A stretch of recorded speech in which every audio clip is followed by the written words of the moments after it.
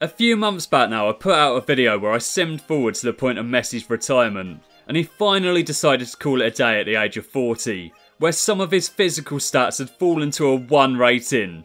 It was pretty ridiculous, but it has given me the idea for today's video, where I've given every single player in the Liga 1 rated physical stats, and it's changed their ratings up massively. As you can see here, Luis Suarez is now a 73 rating, Rakitic a 76, Neymar a 71, Messi a 73, and the highest rated player in the squad is now Iniesta at a 77 rating. It's absolutely insane what changing their physical stats has done to their ratings.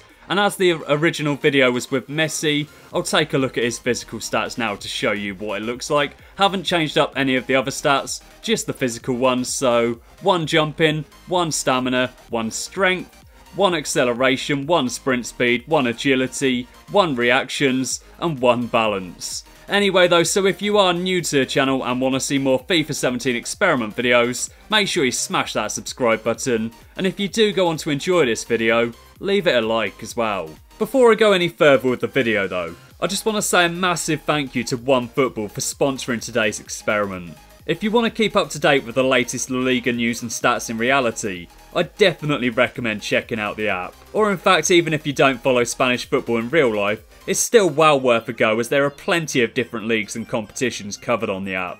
Personally, I mainly use it to stay up to date with Manchester United, and I also receive news updates for some of my favourite players and competitions too. I'm a bit concerned about the latest rumour regarding David De Gea. Hopefully that one won't amount to anything though. Anyway though, so the app is completely free to download, and if you've not already got it installed on your phone, I highly recommend checking out the link in the description down below and giving it a go. Let's crack on with the experiment then, and let's find out the effects of giving every single player 1 rated physical stats. Right then, so I'm going to split this experiment up into 3 different sections. First of all with a custom tournament. Secondly, I'm going to repeat the same experiment again but in career mode. And finally, I'll have a bit of gameplay for you. 2 teams, all of the players are going to have 1 rated physicals, and it should be pretty interesting. And for both simulated parts of this experiment, I'm going to be taking control of Granada, just for a bit of consistency, going for the same team both times, and with 1 rated physical stats. They are now a 1-star team. Pretty awful, but there's quite a few 1-star teams, so could be quite interesting. Atletico Madrid have got 2.5 stars, Barcelona 3.5, Real Madrid 3.5 stars too, Sevilla and Real Sociedad have both got 2 stars, and finally Valencia and Villarreal have both got 2 stars too. So yeah, quite a few 1-rated teams, a few 2-star teams, and then you've got Real Madrid and Barcelona reaching the lofty heights of 3.5 stars. By the way, the reason why I'm doing this experiment both as a custom tournament and in career mode is that in a custom tournament there's no player growth system, so all of the players will keep their 1-rated physical stats, whereas in career mode the younger players will develop and some of the players will go well beyond that 1 physical stat status. So I'm doing this custom tournament as a test subject, and then we're going to compare it to career mode and see what differences there are between the 2. Anyway though, let's sim to the midway point of the season, and let's see what the table looks like. Halfway through the season then, and Sevilla are currently top of the table with 38 points. And they're unbeaten so far, 10 wins, 8 draws, not bad going. Real Madrid are 2nd, Real Betis 3rd, Atletico Madrid 4th, and Barcelona currently sit in 5th position. They're only 6 points off top though, so yeah, there's still a lot to do in the second half of the season, and anything could happen. My team Granada aren't doing so great though, they're 14th in the table.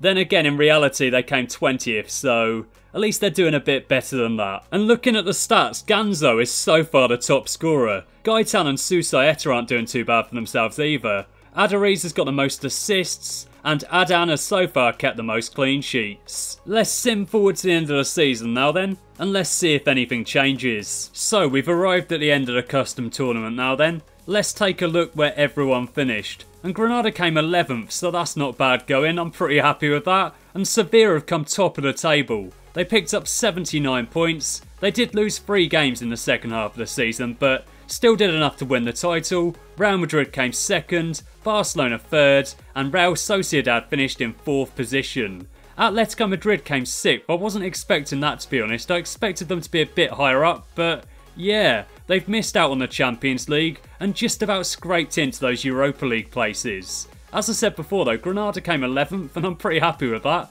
Relegated teams were Liga, Sporting Gijón and Deportivo Alaves. And I think it's pretty clear to see why Sevilla did so well. 41 goals between them for Ganzo and Jovetic, not bad going at all.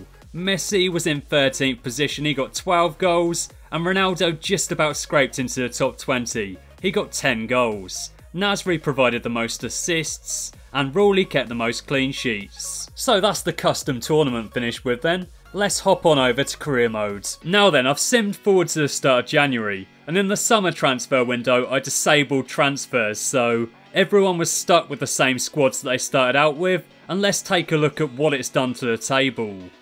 That is not as interesting as I was hoping for, to be honest. Barcelona are top, Valencia second, Real Madrid third, and Espanyol are currently fourth. That's pretty good going from them. Sevilla are in 5th position. Not quite as good as top of the table like they were in the last part, but never mind. 5th still isn't too bad, is it? Nobody's really stepping up big in terms of goals so far. Ronaldo and Aspas have both got 8. Baptistao has got the most assists. And once again, Adan has kept the most clean sheets at the midway point. Well done, mate. Anyway though, let's sim forward to the end of the season and let's find out where everyone finishes. Time for the moment of truth now then, and you can already see that Granada didn't do the best. They came 17th. At least they avoided relegation though, I suppose. And Real Madrid have won the title. They only lost 2 games all season and picked up 88 points. Barcelona came 2nd, Valencia finished 3rd, Bilbao came 4th, Atletico Madrid finished 5th, and Sevilla were all the way down in 12th position. I expected more from them, to be honest. They won the custom tournament, yet they've only come 12th this time. Not the best. Yeah, Jovetic and Ganzo weren't quite as good this time. Ronaldo provided the most goals, Garcia and James both provided 10 assists, whilst Adan and Oblak both kept 12 clean sheets. The Copa del Rey was won by Getafe. Atletico Madrid got to the quarters, so that's not bad considering that all of their players had 1 rated physical stats. They got knocked out at that point though, and like I say, Getafe went on to win the whole thing. Whilst the Champions League was won by Bayern. And there are no Spanish teams in the last 16 whatsoever, which isn't too surprising. Barcelona picked up 5 points, 1 win, 2 draws. Could have been worse. Such as with Sevilla, they only got 1 win and picked up 5 defeats. Pretty trash. Atletico Madrid had the same record as Barcelona though, they picked up 5 points. And Real Madrid also picked up 5 points. And they had the best goal difference of all the Spanish teams, -4. I'm not too happy with that one though. Manchester United were beaten on penalties by Schalke. Anyway though, time for a bit of gameplay now then. Real Madrid against Barcelona. Everyone has got 1 rated physicals, and this could be quite painful to play. Let's get into it then, and let's see who wins. I'll be controlling Real Madrid, I'll be going up against Barcelona. Let's score some goals. Really slowly. Gareth Bale's on the ball now then, what can he do here? He's got no pace whatsoever, but nor has anyone else, so that won't be a problem in itself. Passing like that though will be a problem, not a good effort. We've still got hold of it though. Luca is going to move this one forward. We played it onto Isco. He plays it onto Luca. Takes a shot at goal. Good stop by the keeper. Gareth's on it again now then. Plays that one forward to Luka Modric. He passes that one across. Terrible touch there from Benzema. In fact, we won a corner, so it wasn't as bad as it looked. We've whipped that one over to Gareth Bale.